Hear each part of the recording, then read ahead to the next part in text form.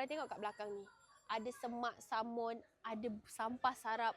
Lepas tu bila korang parking kereta korang dekat sini, korang tahu tak? Kadang-kadang lipas semut serangga ni bila dia bau makanan dalam kereta korang, dia boleh pindah daripada rumah dia daripada kat sini, dia pindah buat rumah dekat dalam kereta korang. Itu sebablah kereta korang penuh dengan lipas. Bukan setakat lipas je, serangga-serangga yang lain pun boleh masuk.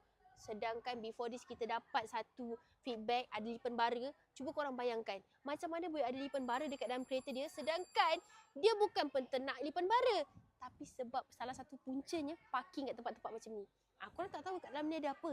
Korang tak tahu kat dalam ni ada apa. Saya bilang dalam kereta korang boleh ada ular, korang tahu tak?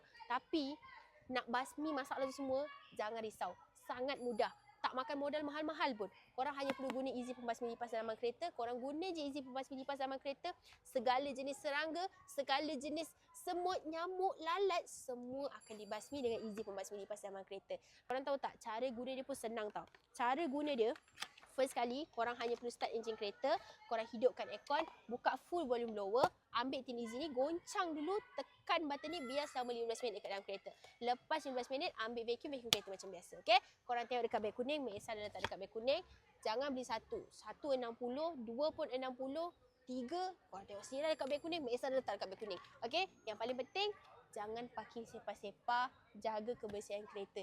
Lipas, semut, serangga ni boleh bawa penyakit tau. Jaga kesihatan, jaga diri, guna Easy Pembasmi Lipas Dalaman Kereta. Okay?